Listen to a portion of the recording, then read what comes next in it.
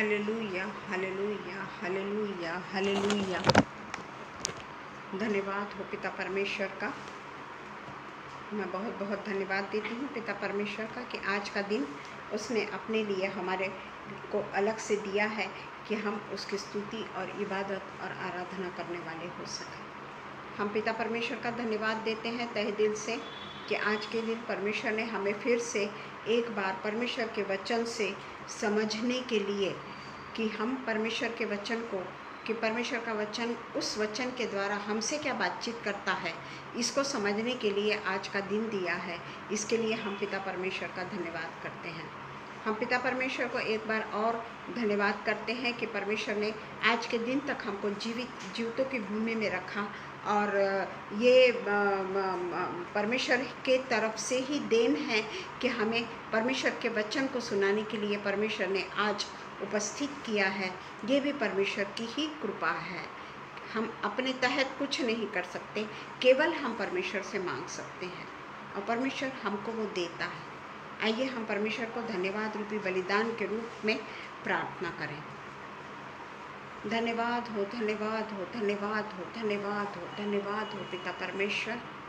आपकी महिमा हो, आपकी तारीफ हो, आपका जय जयकार हो पिता कि आपने पिता परमेश्वर हमें ये मौका दिया है कि हम पिता परमेश्वर आपके वचन के द्वारा अपने आप के जीवन में किस तरीके से पिता परमेश्वर परिवर्तन ला सकते हैं, उसके लिए पिता परमेश्वर आज के वचन को आपने दिया है। पिता परमेश्वर, हम किसी और को उंगली उठाने के लिए यहाँ पर नहीं बैठे हैं, हम किसी को पॉइंट आउट करने के लिए यहाँ नहीं बैठे हैं, बल्कि हम तो केवल और केवल अपनी उन्नति के लिए, आत्मिक उन्नति के लिए जो भी कुछ परमेश्वर ने वचन दिया है उसके अनुसार हम अपने जीवन को किस तरीके से बदलें, ये पिता परमेश्वर सीखने के लिए हम यहाँ पर बैठे हैं।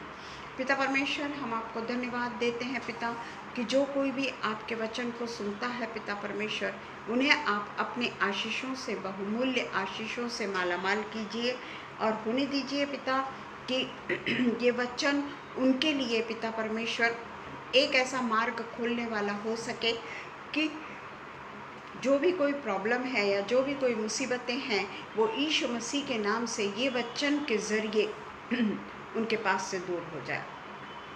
हम पिता परमेश्वर ऐसे लोगों के भी लिए प्रार्थना करते हैं जिनके पास में अभी तक परमेश्वर का वचन नहीं पहुंचा।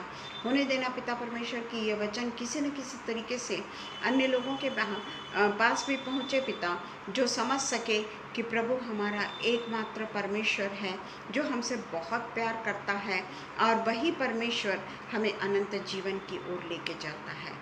आज के दिन के लिए हम आपको धन्यवाद करते हैं। हम पिता परमेश्वर शबनम और अनुपम भैया के लिए भी आपको धन्यवाद करते हैं पिता कि जो वो प्रभु की सेवा में लगे हुए हैं, आप उनके साथ होइए और उन्हें हर प्रकार के पिता परमेश्वर खतरों से, बलाओं से, मुसीबतों से आप उनकी रक्षा करिए। उन्हें हमेशा पिता परमेश्वर की राह पे जो आप चलाते रहते हैं, परमेश्वर के वचन जो उनके मुख से वो बोलते रहते हैं, उन्हें पिता परमेश्वर पूरी आशीषें आपने दे रखी है, इसलिए वे परमेश्वर के वचनों को सुनाते हैं पिता। उनके पेज के भी लिए हम आपको धन्यवाद करते हैं कि उनके पेज के ज़रिए पिता परमेश्वर हम आपके वचनों को बोलते हैं और आपके वचनों को पिता परमेश्वर अपने लिए भी समझने के लिए पिता परमेश्वर वो वचन को अपने लिए भी शेयर करते हैं पिता। सब कुछ पिता परमेश्वर हम हमारे उद्धारक यीशु मसीह के नाम से मांगते हैं, सुनिए और कबूल करिए। आमीन पिता, आमीन।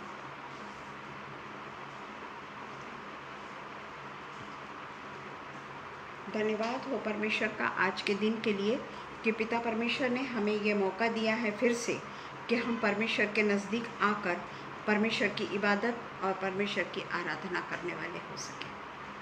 आज का जो मेरा विषय है वो है what God says to your tears. What God says to your tears, इसके ऊपर आज हम थोड़ा अध्ययन करेंगे। तो इसके लिए सबसे पहले हम पढ़ेंगे लूका 18:6-8। लूका 18:6-8। हम देखते हैं कि मनुष्य को जब हम परमेश्वर के पास में जाते हैं, कई बार ऐसा होता है कि हमारे जीवन में बड़ी भयानक परिस्थिति आ जाती है और हमारे पास में सिवाय परमेश्वर के कोई चारा ही नज़र नहीं आता। चाहे हमारी परिवार कितना भी बड़ा हो, चाहे हमारे साथ में कितने भी क्यों न लोग हो, पर परिस्थिति कुछ जीवन में ऐसी आती है कि उस समय केवल और केवल हम हमारे बारे में ही सोचते हैं या हमारे परिस्थितियों से हम अकेले ही जूझते हैं। तो इस तरीके की परिस्थिति आना, इसका मतलब ये नहीं है कि परमेश्वर ने आपके दामन को छोड़ दिया या परमेश्वर ने आपको छोड़ दिया, उसका मतलब ये नहीं है। क्योंकि परिस्थितियाँ निगेटिव आना ये हमेशा अच्छे चिन्ह है, क्योंकि परमेश्वर यही कहता है कि जब हमेशा हमारी परिस्थिति बहुत खुशहाल नहीं रहती, praise the Lord Oliver Singh, praise the Lord, वो हमेशा बदलती रहती है।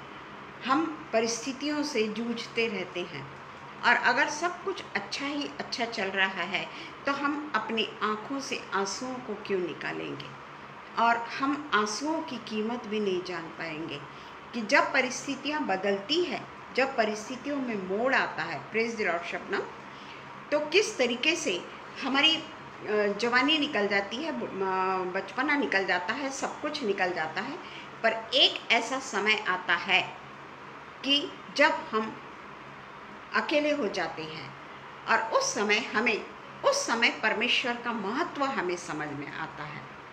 जब हमारे पास में सब कोई होते हैं, आंसू पोंछने वाले भी होते हैं, सब कोई होते हैं, तब तक तो हमें परमेश्वर का महत्व नहीं समझ में आता। परंतु जब हमारे पास में कोई नहीं होता, हम केवल और केवल परमेश्वर के पास में जाकर आंसू बहाते हैं। और इसलिए परमेश्वर कहता है, what God says to your tears.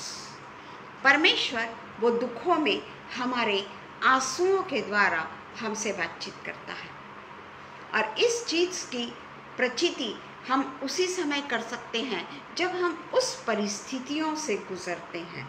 न तो केवल ये एक जो हम बोल रहे हैं ये केवल एक टॉपिक हो जाएगा। जिस तरीके से हम अलग अलग टॉपिक पे भाषण को सुनते हैं, अलग अलग टॉपिक पे हम परमेश्वर के वचन को सुनते हैं, ये भी एक तरीके से एक टॉपिक हो जाएगा, उसके ऊपर हम भाषण सुन रहे हैं। जय मसीह की जी, जय मसीह की, आगरा मसीह मंडली की तरफ से भी जय मसीह की।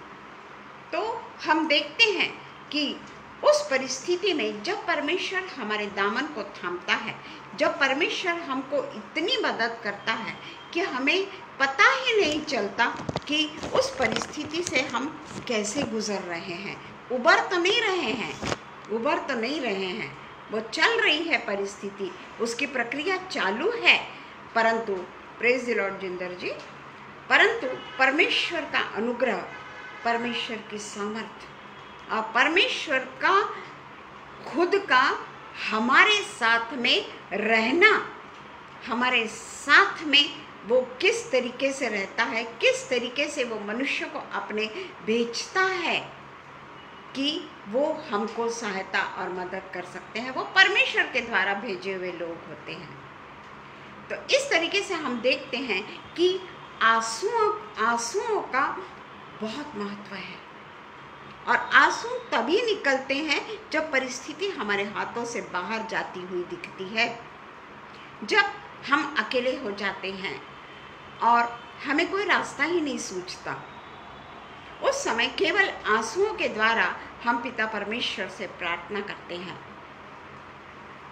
परमेश्वर से मांगते हैं कि परमेश्वर मेरे लिए ऐसा क्यों। पर पिता परमेश्वर अपने हाथों को हमसे कभी नहीं अलग करता, और वो अनुभव अकेले होने पर भी हम महसूस कर सकते हैं। जब हमारे पास में कोई नहीं होता ना, उस समय परमेश्वर का जो अनुग्रह है वो बयां के बाहर है।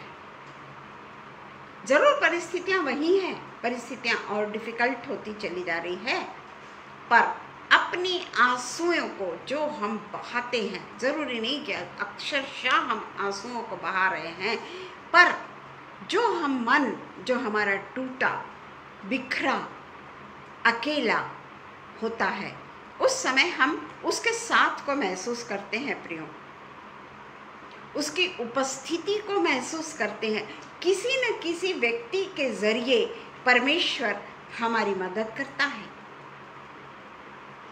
और ये केवल और केवल परमेश्वर के सामर्थ्य के साथ में जब हम आंसू बहा बहा कर प्रार्थना करते हैं, और परिस्थितियां जब अच्छी होती है ना, कोई आंसू नहीं बहाता, या 20% 50% तक भी अगर सहनशील परिस्थितियां हैं, कोई आंसू नहीं बहाता। परंतु जब परिस्थिति 80% के भी ऊपर चली गई और हमारा हाथ पकड़ने वाला कोई नहीं है, उस समय हमारी आंखों से आंसू निकलते हैं और हम परमेश्वर को पुकारते हैं। और हमने ये महसूस किया है कि वो आंसुओं के द्वारा हमारे आंसुओं को किस तरीके से पूछता है, और किस तरीके से एक ऐसे, यानी कहना चाहिए कि व्यक्ति को हमारे सामने खड़ा करता है, या किसी डॉक्टर को हमारे सामने खड़ा करता है। हर एक इसके अलग अलग डॉक्टर को वो हमारे सामने पेश करता है, और वो डॉक्टर परमेश्वर के ज़रिए हमारा इलाज करते हैं। परमेश्वर उनके साथ में होता है, और इसलिए वो ऐसा इलाज कर पाते हैं कि हम बहुत जल्दी चंगाई को प्राप्त करते हैं।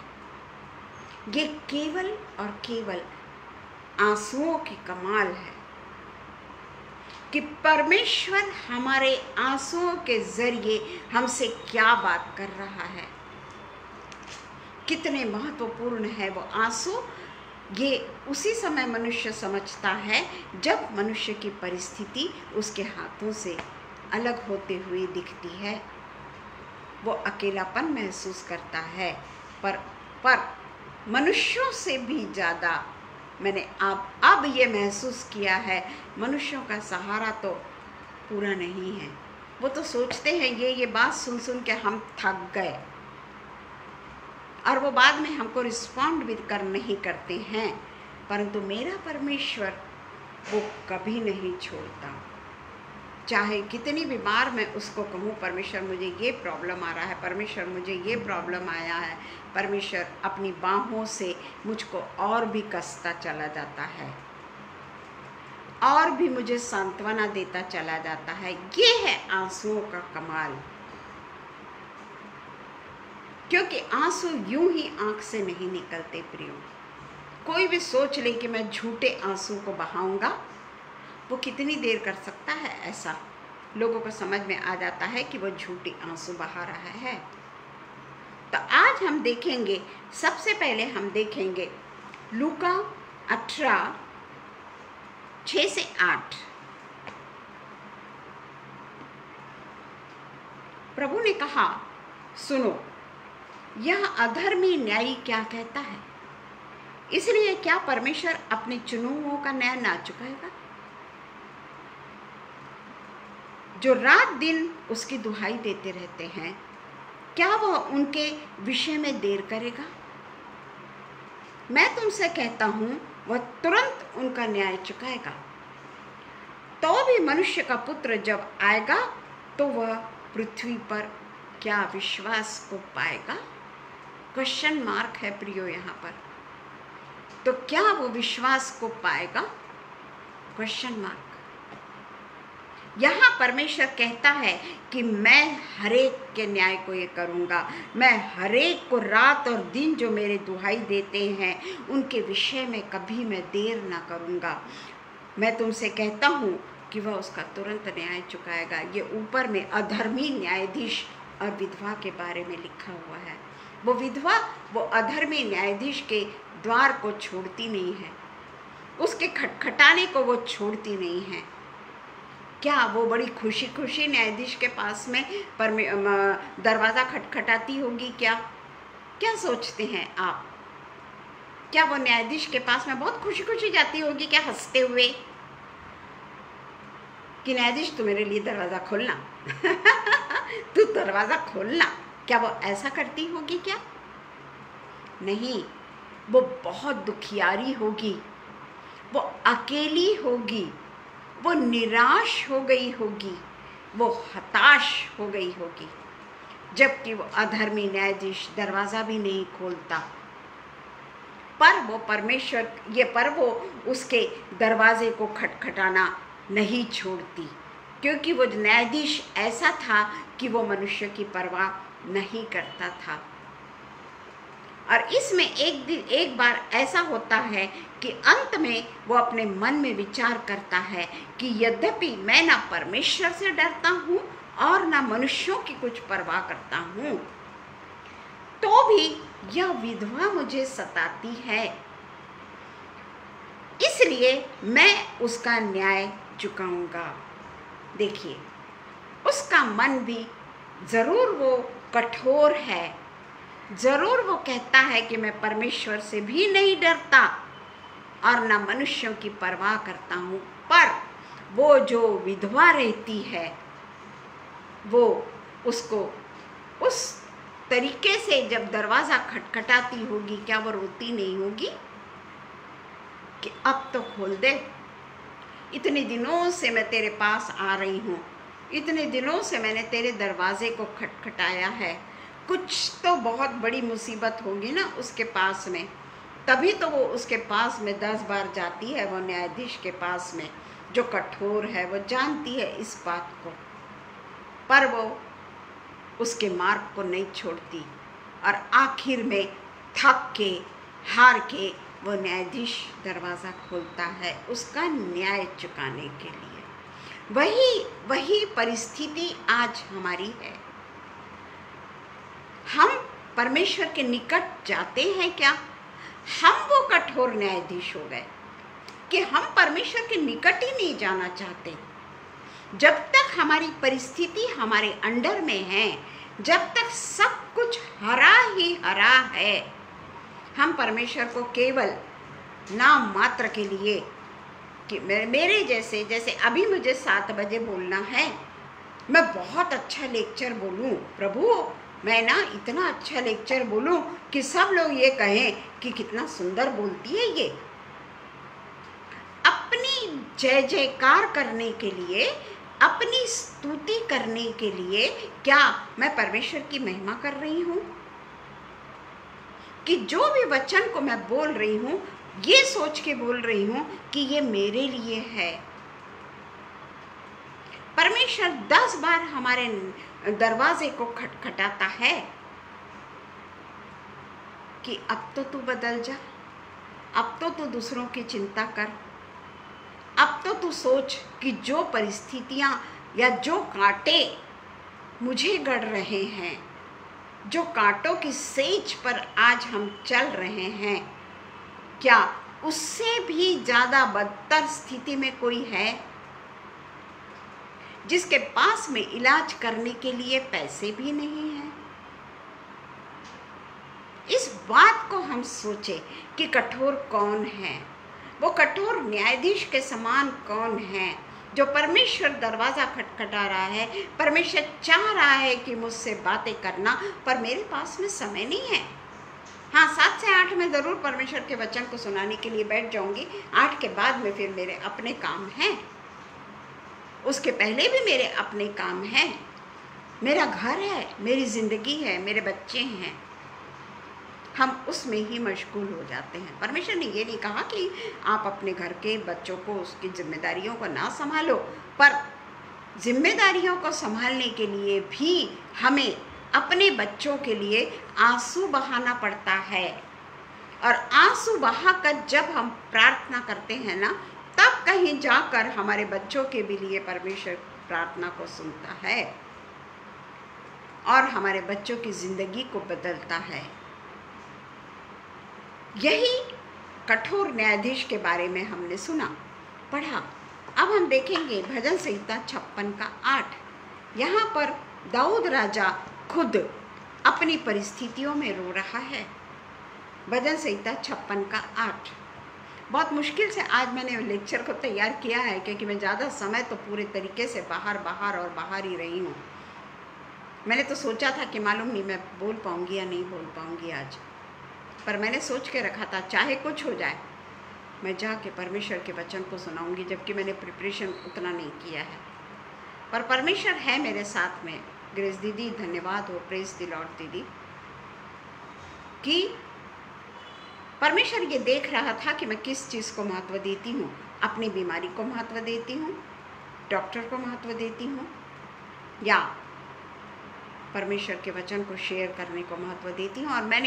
और जो परमेश्वर से ऐसा कहता है ना कि परमेश्वर मुझे तेरे वचन को बोलना है, बाकी की बातों को मैं बाद में देखती रहूँगी, परमेश्वर बराबर अपना रास्ता निकालता है, बराबर अपना रास्ता निकालता है। आज भी वैसे ही हुआ, बराबर परमेश्वर ने रास्ता निकाला और मैं परमेश्वर के चरणों में आ सकी। यहाँ पे भी हम देखते हैं राजा दाऊद राजा के बारे में 56:8।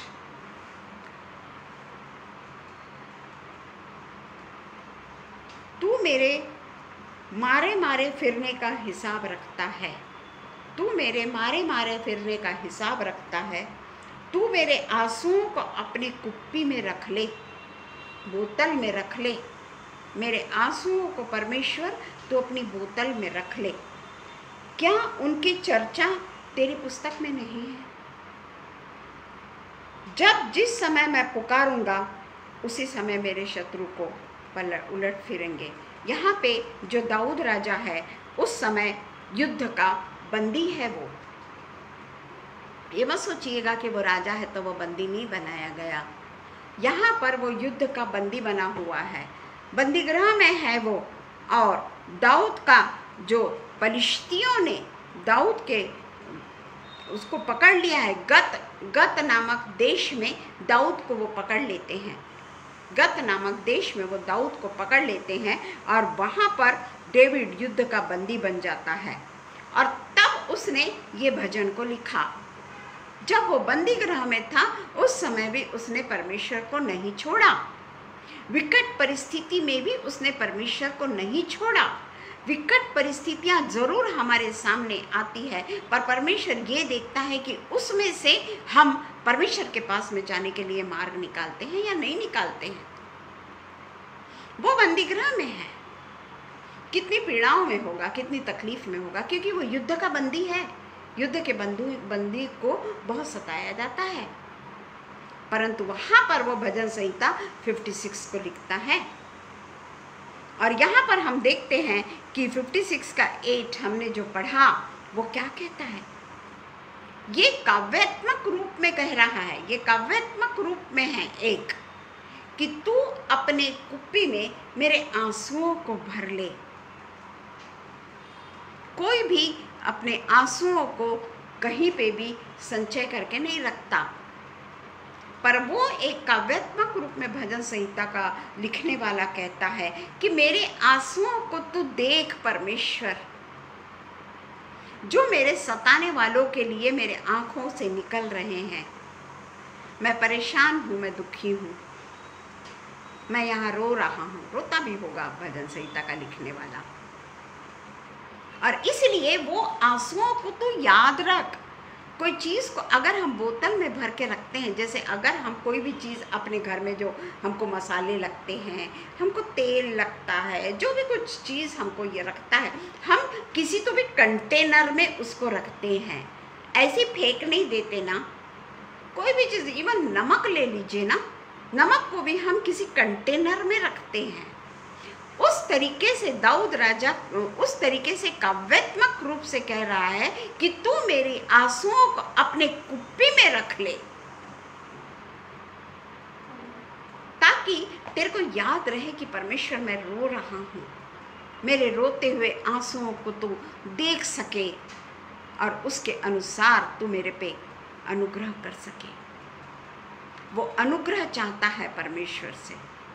वो परमेश्वर को उस समय भी, बुरी परिस्थिति में भी वो परमेश्वर को नहीं छोड़ता।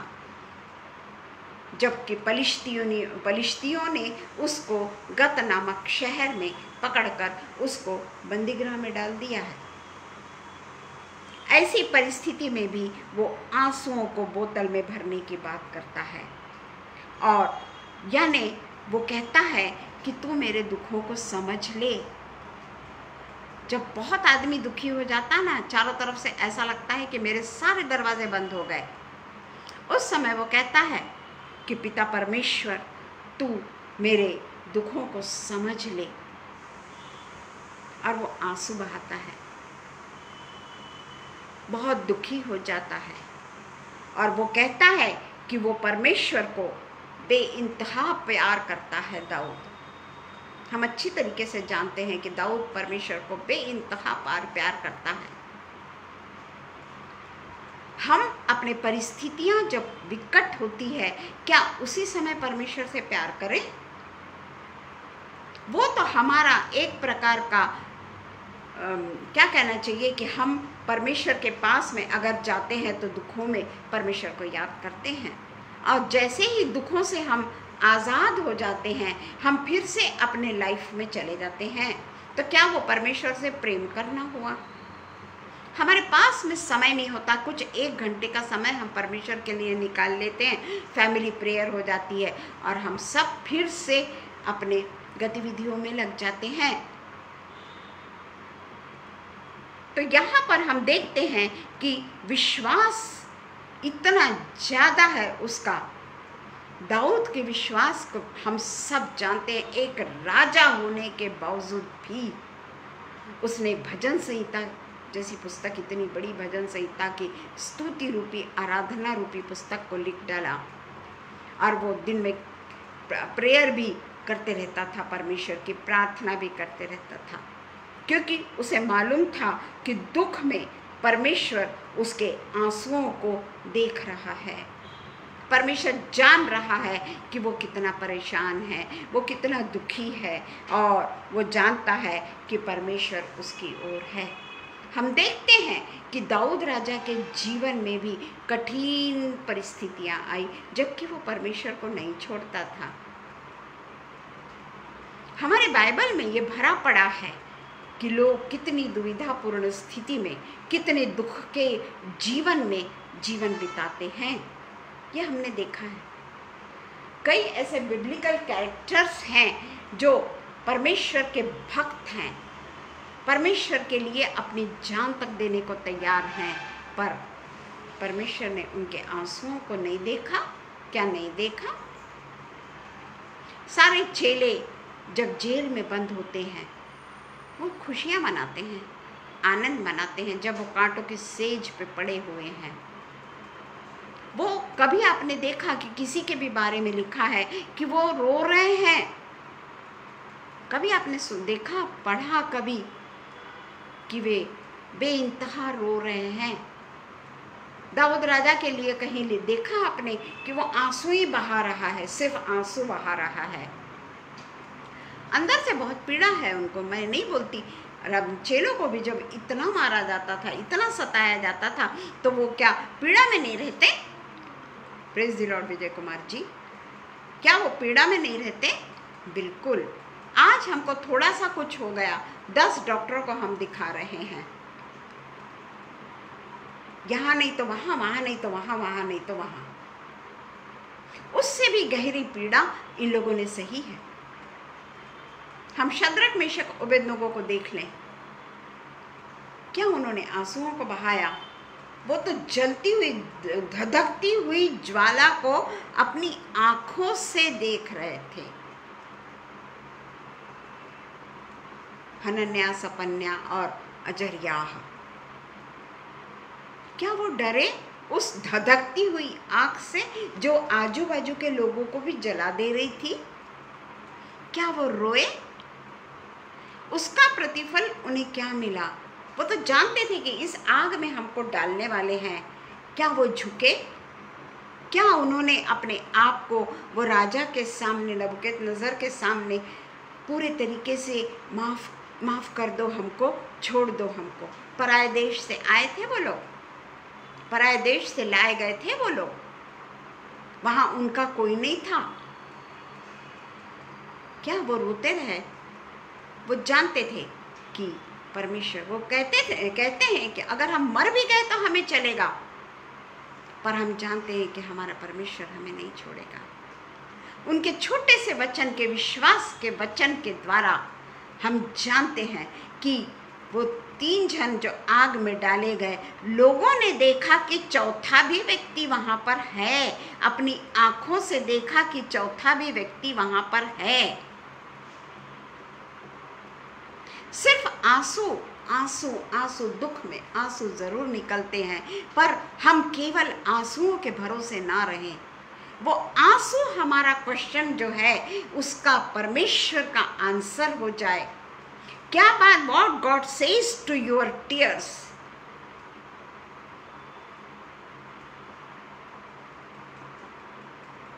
कई लोगों के उदाहरण हम देखते हैं, कितना उनको सताया गया, कितना उन्हें मारा गया, दुख में पड़े रहे वो लोग, पर उन्होंने परमेश्वर को नहीं छोड़ा। और इसी तरीके से हम देखते हैं यूहन्ना 11:33 का 33 से 35, यूहन्ना 11:33 से 35 लिखा भी नहीं है मेरे पास में, 11:33 से 35। मैंने आज सब बिल्कुल वैसे छोड़ दिया है सब, फिर भी हम परमेश्वर का वचन है। जब यीशु ने उनको और उन यहूदियों को जो उनके साथ आए थे रोते हुए देखा, यीशु ने, और आत्मा में बहुत ही उदास और व्याकुल हो उठा और कहा, तुमने उसे कहाँ रखा है? ये लाजर के बारे में है। जबकि परमेश्वर जानता था, वो 4 दिन बाद आया था, वो परमेश्वर जानता था कि मैं लाजर को जिलाऊंगा, पर उनकी व्यथा देखकर जो लोग रो रहे थे, जो लोग बहुत परेशान थे कि उनके भाई की मृत्यु हो चुकी है, उनके रिश्तेदार भी रो रहे थे, हो सकता बहुत बिलख बिलख कर रो रहे होंगे, परमेश्वर व्याकुल हो गया। क्या सोचते हैं आप? परमेश्वर ये सोच के व्याकुल हुआ क्या कि अरे मैं कुछ कर सकूंगा या नहीं कर सकूंगा, ये सोचकर व्याकुल हुआ? क्यों व्याकुल हुआ परमेश्वर? परमेश्वर कहता है कि तुम्हारा विश्वास कहाँ रहा? मरियम और मगदलनी जो उनके साथ में हमेशा उठता बैठता था, परमेश्वर वो कहता है कि यानी मन में कहता है कि तुम्हारा, मरियम और मार्था, कि तुम्हारा विश्वास कहाँ रहा? मन में सोचता है वो, मरियम और मार्था के बारे में सोचता है वो, और इसलिए वो व्याकुल होता है। ये मत सोचिएगा कि वो कुछ कर सकता है या नहीं कर सकता है, क्योंकि यहाँ पे लोग आंसू बहा रहे हैं बाबा, बड़ा बड़ रो रहे हैं लोग, उनके सारे जो रिश्तेदार हैं वो खूब रो रहे हैं। उससे व्याकुल हुआ क्या कि कहीं मैं नहीं कर सका तो, अगर मैं लाजर को नहीं जिला सका तो, ये सोच के रोए क्या वो? नहीं, हमारे अविश्वास पे परमेश्वर रोए कि जैसे आज जो भी परिस्थिति क्यों ना हो, हम ये ना सोचें कि हम अकेले हैं। अगर हम ये सोचते हैं कि मैं अकेला हूँ, मेरा क्या होगा, तो हम परमेश्वर को दुख पहुँचाते हैं, हम परमेश्वर को ठेस पहुँचाते हैं। क्योंकि जब हम अच्छे होते हैं तो हमेशा कहते हैं ना कि नहीं, परमेश्वर तो हमारे साथ है, परमेश्वर तो हमारे साथ है। पर जहाँ घड़ी बदली, परिस्थिति थोड़ी सी वो हुई, हम सोचते हैं पिता तूने मुझे क्यों छोड़ दिया? ये हमारे अविश्वास के कारण आज भी हम हमारे परमेश्वर को रुलाते हैं, हम हमारे यीशु मसीह को रुलाते हैं। ये ना सोचे कि वो लोग रो रहे थे और उनका रोना देखकर उसको भी, जैसे हम भी कहीं जाते हैं, लोग अगर खूब रोते हैं, खूब रोते हैं, खूब रोते हैं, हमारी भी आंखों से आंसू निकलने लग जाते हैं। किसी लड़की की जब विदाई होती है, हमारी गोद में लड़की है और वो जब रोते हैं लड़की की विदाई के लिए, हमारी भी आंखों से आंसू निकलने लग जाते हैं। ये आंसू जो है ना, ये एक प्रतीकात्मक रूप से परमेश्वर ने पेश किया है कि ये आंसू जो है, ये परमेश्वर देखता है कि हम परमेश्वर से कितना ज़्यादा बिलख बिलख कर रो रहे हैं। परमेश्वर को हमने पकड़ लिया है। एक ऐसे अभी वो उसमें देखती हूँ टीवी में, उसमें एक गाना, सिर्फ 2 ही लाइन आती है उसकी, देवास काळजी रे माझ्या देवास काळजी रे। अगर मेरे को फिक्र अगर मेरी किसी को है तो वो केवल और केवल मेरे परमेश्वर को है। वो एक ही लाइन है पर वो मुझे बहुत पसंद है। देवास काळजी रे माझ्या देवास काळजी रे। मेरे पिता को मेरी चिंता है और किसी को नहीं, केवल मेरे पिता को मेरी चिंता है। और वो जो है लाइन मेरे लिए एक बहुत बड़ा जीने का सहारा बन गई है। टीवी में सुनी हूँ मैंने वो गाना। परमेश्वर ही है जो हमारी चिंता करता है। तो इसलिए अगर परमेश्वर के पास भी अगर हम रो रो के भी जाते हैं ना, परमेश्वर अपने कुप्पी में, यानी कहने का मतलब कि परमेश्वर वो आंसुओं को इतना सहेज के रखता है ना कि हमारे लिए वो दरवाज़ों को खोलता है, हमारे लिए परिस्थितियों को बदलता है, हमारे लिए हर प्रकार के रास्तों को खोलता है, सच में खोलता है। अभी तो मेरे सिर पे इतना मार लगा है, सूख गया है, डॉक्टर ने कहा सूख गया है, परंतु फिर भी जब मैं हॉस्पिटल से आ रही थी, मैंने हॉस्पिटल से ही शबनम से कहा था कि शबनम ने कुछ, तब मैंने कहा था कि मैं बहुत यानी वहाँ हूँ पर शायद मैं आ सकूँ या नहीं आ सकूँ, पर नहीं, मैं आधे में छोड़ कर आऊँगी। मैंने सोच लिया था, चाहे वो डॉक्टर मिले ना मिले, मैं अपने समय पे घर जाऊँगी। अब सचमुच में मैं डॉक्टर भी मिले, सब काम भी हो गया मेरा, और मैं आने लगी। उस समय बारिश होने लगी यहाँ, और बारिश का हमारे घर से वो काफ़ी नज़दीक है, वो बड़ा दवाखाना है, नज़दीक है वो। मैं गाड़ी भी नहीं ले जा सकती थी, क्योंकि गाड़ी ले जाने को जितना समय नहीं लगेगा उससे ज़्यादा तो मैं पैदल चली जाऊँ। तो मैं पैदल चली गई थी।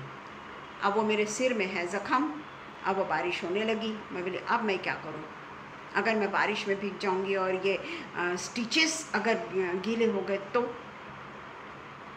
फिर भी मैं परमेश्वर का नाम लेके ऐसे वो फाइल को, डॉक्टर की फाइल को लेकर ऐसे आगे बढ़ने लगी। आगे बढ़ते मेरे को मेरे भांजे का जो दोस्त है, हमारा यानी बिल्कुल घर से उसका रिश्ता है, वो हमारे बच्चे ही जैसा है, वो भी ऐसे एकदम से मुड़ा और वो भी वैसे ही आ रहा था, और मैं भी बिल्कुल ब्रिज के नीचे से ऐसे होकर जा रही थी। तो वो एकदम मेरे पास आया और इशारे से मुझको कहा बैठो। मैं घबरा गई कि ये कौन है, क्योंकि उसने हेलमेट पहना था तो मैं नहीं पहचान पाई। 2 बार उसने कहा बैठ, इशारा किया, फिर बाद में मैंने उसको अरे पवन, फिर उसके बाद में मैं उसके स्कूटर पे बैठी और परमेश्वर ने उसको मेरे लिए भेजा था। परमेश्वर जानता था कि मुझे स्टिचेस है, परमेश्वर जानता था कि मैं किसी काम के लिए गई हूँ, तो मैं कोई एंटरटेनमेंट के लिए नहीं गई हूँ। अब परमेश्वर जानता था कि मैंने शबनम को प्रॉमिस किया है कि मैं बोलूँगी। परमेश्वर ये सब चीज़ों को देखता है। तुम आंसू बहाओ, कुछ भी करो, पर तुम्हारे विश्वास को परमेश्वर देखता है, वो इंतज़ाम करता है तुम्हारे लिए। क्यों चिंता करती है? परमेश्वर क्या बोलता है, तू क्यों चिंता करती है? मार्था को बोलता है ना परमेश्वर, हे मार्था तू क्यों चिंता करती है? हम भी चिंता करते हैं ना कि मेरे स्टिचेस को कुछ हो जाएगा तो। फिर भी मैं परमेश्वर के नाम लेकर वो रखी, और परमेश्वर ने मेरे लिए इंतज़ाम किया। क्या ये परमेश्वर का अनुग्रह नहीं? क्या ये परमेश्वर का परमेश्वर के लिए सिर्फ मैंने इतना ही कहा था कि मैं बोलूँगी।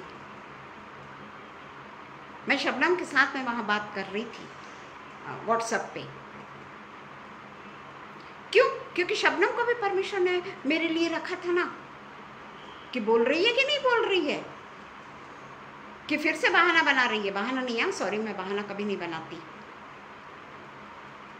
कि मैं नहीं बोल सकती, क्योंकि मुझे डॉक्टर की अपॉइंटमेंट ज़रूरी है, क्योंकि मेरा अभी न्यूरो का प्रॉब्लम बताया जा रहा है, न्यूरो का प्रॉब्लम है मुझे। तो कल मेरी MRI है ब्रेन की, और फाइल में लिखा है मेरा, और एग्जीक्यूटिव हेल्थ चेकअप है और इको है। कल सवेरे मुझको भूखे पेट निकलना है, और वहाँ पर वो सब कुछ होगा, और बाद में वो नाश्ता देंगे मुझको। रात के 8 बजे तक मेरी टेस्ट चलती रहेगी। पर मैं जानती हूँ कि आप सब मुझे प्रार्थना के घेरे में रखेंगे। मुझे रोने की ज़रूरत नहीं है। आप लोग सब मुझे अपने प्रार्थना के घेरे में रखेंगे, और वो प्रार्थना का जो घेरा है ना, जो परमेश्वर के पास में बिलक बिलक कर रोते हुए जब प्रार्थना करता है ना, परमेश्वर उसकी प्रार्थना को ज़रूर सुनता है, ज़रूर सुनता है। और इसलिए हम जानते हैं कि परमेश्वर मुझे पूरे तरीके से चंगा करेगा। मेरी लड़की मुझसे कहती है कि आप आ जाओ, अपन यहीं पे चेक करेंगे। मेरे जवाई जो दामाद है वो भी मुझसे यही कहते हैं कि मम्मी जी आप यहाँ क्यों नहीं आते, हम यहाँ पूरा ट्रीटमेंट करेंगे। पर जब मेरा पिता परमेश्वर मेरे साथ में है तो मुझे परमेश्वर कहता है ना कि मैंने तुझे बच्चे को कैसे, बालकों को क्या कहता है परमेश्वर कि बालकों को मेरे पास में आने दो, उन्हें मना मत करो, क्योंकि स्वर्ग का राज्य ऐसो ही का है, ऐसो ही का है जो बालकों की तरह परमेश्वर पर विश्वास करते हैं। बालक कैसा, अपने जब बिल्कुल छोटा सा भी होता है वो अपनी माँ की गोदी को पहचानता है, और वो माँ की गोदी में बड़ा सेफ फील करता है। नानी की गोदी में जो जो उसको दिखते रहते हैं उनकी गोदी में सेफ फील करता है। जो उसको घूमने लेके जाते हैं, अनजान व्यक्ति भी क्यों ना हो, उसके साथ में वो चला जाता है, इनोसेंट। और इसलिए हमको भी परमेश्वर ने कहा है कि बालकों को मेरे पास आने दो, उन्हें मना मत करो, क्योंकि स्वर्ग का राज्य ऐसो ही का है।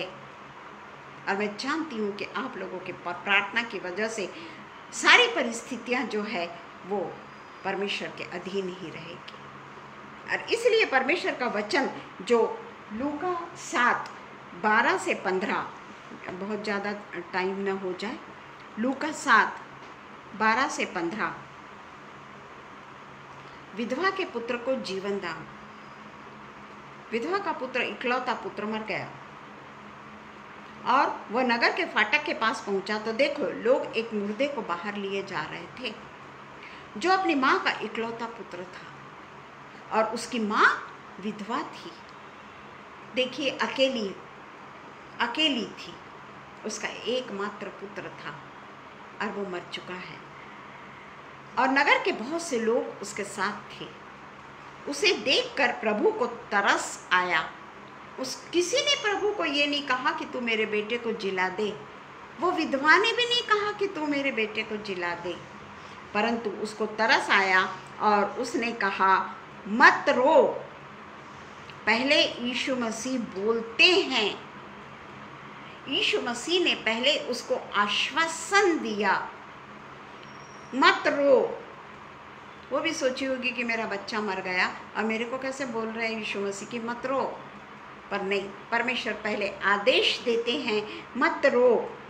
तब उसने फिर पास आकर, फिर शब्द वहाँ नहीं है, पर फिर पास आकर, यानी पहले बोला मत रो, अब फिर अर्थी को छुआ, उस व्यक्ति को नहीं छुआ, उस बच्चे को नहीं छुआ, अर्थी को छुआ और उठाने वाले ठहर गए। तब उसने कहा, हे जवान, मैं तुझसे कहता हूँ उठ। तब वह मुर्दा जिंदा हो गया, उठकर बोलने लगा। रो रहे थे सब, उसका बेटा मर चुका था, सब लोग बिलक बिलक कर रो रहे थे। पिता परमेश्वर ने सबसे पहले ये कहा, यीशु मसीह ने, मत रो। हमको भी परमेश्वर ये कहता है, अपने आंसुओं को कुप्पी में भर के रखो, व्यर्थ में मत बहाओ। परमेश्वर के जो चोला है परमेश्वर का, जो परमेश्वर के कपड़ा है, उस पे हम अपने आंसुओं को रखें, उसमें हम अपने आंसुओं को बहाएं, व्यर्थ में ना बहाएं। और उस समय परमेश्वर हमारे आंसुओं की कैसी कदर करता है, इसको हम देखने वाले हो सके। इसमें हम देखते हैं कि बहुत से यहूदी यीशु को महान भविष्यद्वक्ता कहने लगे, जब उन्होंने इतने सारे चमत्कार और परमेश्वर के इतने सारे, यीशु मसीह के इतने सारे कार्य देखे, तो उसे वो लोग भविष्यद्वक्ता कहने लगे, प्रॉफिट समझने लगे, महान प्रॉफिट उसको समझने लगे, क्योंकि उसने मुर्दों को भी जिलाया और बड़े बड़े कार्य किए। परंतु कार्य को देखकर, मुर्दों को जिलाने को देखकर, उसके महान आश्चर्य कर्मों को देखकर वे लोग उसकी ये करने लगे कि महान परमेश्वर है करके। परंतु जब यीशु मसीह खुद क्रूस पर चढ़ता है, जब यीशु मसीह को क्रूस पर चढ़ाया जाता है, जब यीशु मसीह को घायल किया जाता है, जब यीशु मसीह को कोड़े कोड़े कोड़े और कोड़े मारे जाते हैं, बदन पे कुछ नहीं है उसके, कुछ भी नहीं है उसके, और वो बदन पे कोड़े मारे जा रहे हैं, परंतु वो खुद की मौत पर, उस समय लोगों ने सोचा कि लोगों को बचाने वाला, इतने लोगों को, मुर्दों को जिलाने वाला खुद को नहीं जिला सक रहा, खुद को नहीं बचा सक रहा। कहते हैं उसको कि तू तो परमेश्वर है ना, परमेश्वर का पुत्र है ना, तो तू उतरा क्रूस पर से, तू क्या अपने आप को नहीं बचा सकता? तो क्या यीशु मसीह ने अपने आप को बहुत इंसल्टिंग महसूस किया क्या उस समय, कि बाप रे मेरा कितना बड़ा इंसल्ट हो रहा, जो हम महसूस करते हैं कि मैं ये काम नहीं कर सक रहा हूँ, लोग मेरे बारे में क्या सोचेंगे, मैं प्रार्थना नहीं कर सकता हूँ, लोग मेरे बारे में क्या सोचेंगे, मैं बोल नहीं सकता, लोग मेरे बारे में क्या सोचेंगे। परमेश्वर ने इसकी परवाह नहीं की, यीशु मसीह ने इसकी परवाह नहीं की, क्योंकि तीसरे दिन वो मौत पर विजय पाकर पूरे तरीके से मौत को अपने पांव के तले कुचल कर वापस जिंदा होने वाले, और वो वापस जिंदा हुए। क्रूस की मृत्यु जो इतनी दर्दनाक और बेगुनाह को मार डालने वाली थी, परंतु परमेश्वर ने उस पर विजय पाई, और ये भविष्यद्वक्ता से भी ज़्यादा महान कार्य है। भविष्यद्वक्ता क्या करेंगे, उससे भी महान कार्य हमारे जीवते मसीह ने किया, क्योंकि वो खुद परमेश्वर का पुत्र है। जो परमेश्वर के पुत्र हैं वो क्यों रोएं, वो क्यों आंसू बहाएं, क्यों आंसू बहाएं? और इसीलिए हम सिनफुल वुमन के बारे में पढ़ते हैं, लूका 7:36 और 38, 36 से 38 जल्दी से देख लेंगे। लूका 7:36 से पापिन स्त्री का, है ना, हम अच्छी तरीके से जानते हैं पापिन स्त्री के बारे में। वो आंसुओं से यीशु मसीह के पांव को पीछे खड़े होकर धो रही है। उसका पश्चाताप, क्या कभी हम ऐसा पश्चाताप करते हैं? इससे भी बड़े बड़े हम गुनाह कर चुके हैं। हम जब होली कम्युनियन लेते हैं उस समय हम क्या अपनी गांठ को खोलते हैं? जो हमारे मन में किसी एक खास व्यक्ति के प्रति मैं सबको माफ़ करूंगा, उसको नहीं माफ़ करूंगा, वो गांठ को खोलते हैं क्या? हम किसका बपतिस्मा ले रहे हैं? यीशु मसीह के क्रूस पर जो परमेश्वर ने हमारे लिए रक्त का एक एक कतरा हमारे लिए बहा दिया, उसका हम बपतिस्मा, उसके याद में हम उसके ब्लड को पी रहे हैं, उसके शरीर को खा रहे हैं हम। क्या वो गांठ को हमने कभी खोला? एक व्यक्ति के लिए अगर हमारे मन में नफरत है, एक व्यक्ति के लिए मैं कभी प्रार्थना नहीं करूँगा, एक व्यक्ति के लिए मैं कभी बाइबल में नहीं पढ़ूँगा, एक व्यक्ति को मैं कभी एंटरटेन नहीं करूँगा, ये सोच के अगर मैं होली कम्युनियन लेती हूँ, तो क्या बताइए परमेश्वर के राज्य में मेरा प्रवेश निश्चित है?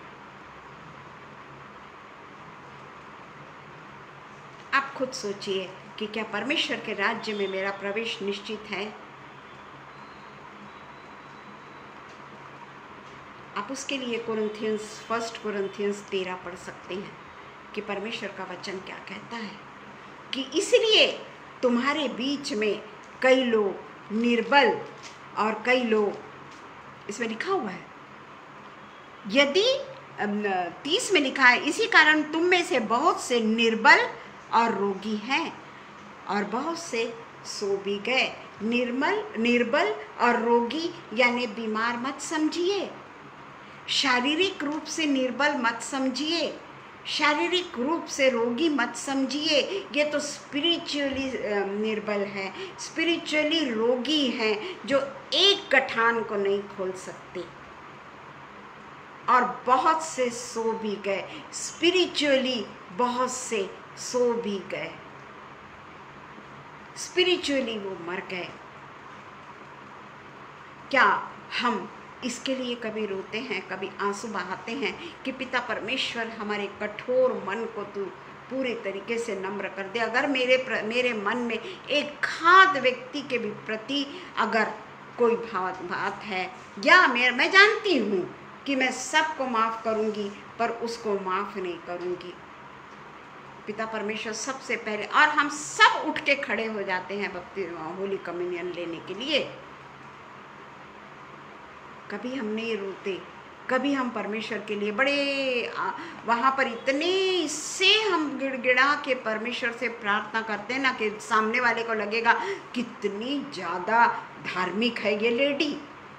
वो क्या जानेगा कि मेरे मन में अगर किसी के प्रति कपट है, और मैं जानती हूँ उसको, मैंने उसके लिए अपनी गांठ को नहीं खोला।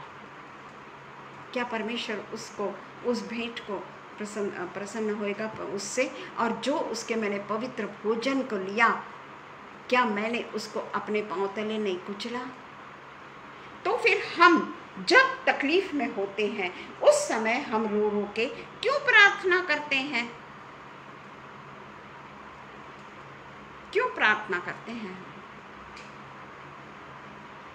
जब हम दूसरों की तकलीफ को नहीं समझ सकते, जब हम दूसरों के दर्द को नहीं समझ सकते, तो परमेश्वर कहता है कि सबसे पहले तू अपने पड़ोसी से प्रेम कर। कहता है ना, पड़ोसी से अपने समान प्रेम कर। प्रेम कर नहीं बोलता, अपने समान प्रेम कर। जब मुझे तकलीफ है, मुझे कितनी तकलीफ हो रही है, ये सोच के मैं पड़ोसी मेरा शत्रु, जो मेरा शत्रु है, बाजू वाला नहीं। तो इसलिए हम देखते हैं कि रोमन्स, आखिरी में पढ़ेंगे हम रोमन्स 8:26, जो बहुत महत्वपूर्ण है, वो कि किस तरीके से हमको प्रार्थना करनी चाहिए।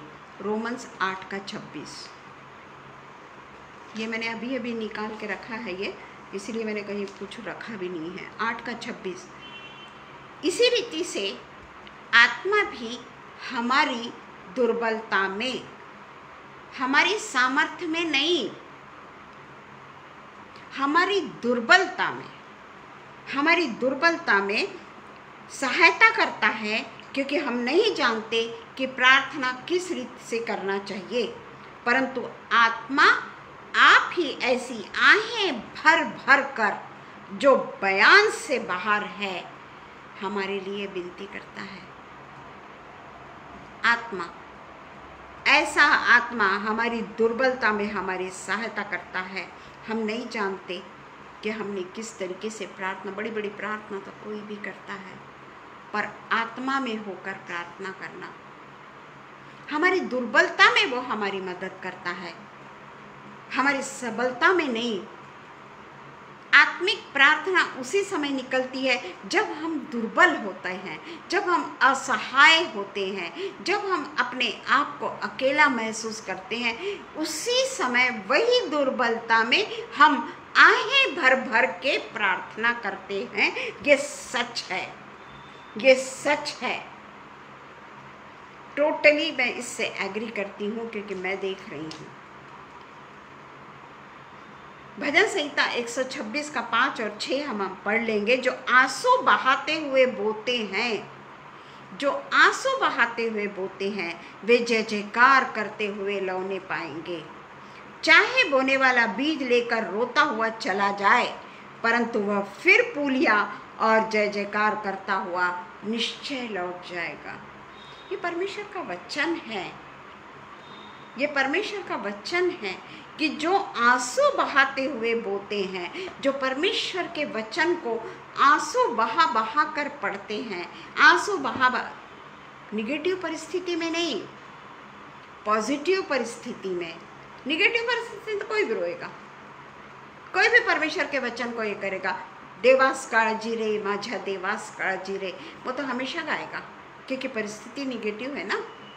पर नहीं, जब हमारी परिस्थिति अच्छी है उस समय ये खरी परीक्षा है कि हम कैसी प्रार्थना कर रहे हैं। केवल रटी रटाई प्रार्थना कर रहे हैं कि आत्मा में होकर सारी दुर्बलताओं के साथ में हम परमेश्वर के चरणों में जाके आत्मिक रूप से गिड़गिड़ा के प्रार्थना कर रहे हैं। ये सही प्रार्थना है और हम परमेश्वर का धन्यवाद देते हैं कि आज परमेश्वर ने मुझको इतना सुंदर वचन दिया कि what God says to your tears. क्या कहता है परमेश्वर? तो हमारे जो आंसू है ना वो भी बहुत बेशकीमती है, भला उसको व्यर्थ में ना बहाएं। परमेश्वर के पास में जाएं, परमेश्वर के पास में रोएं।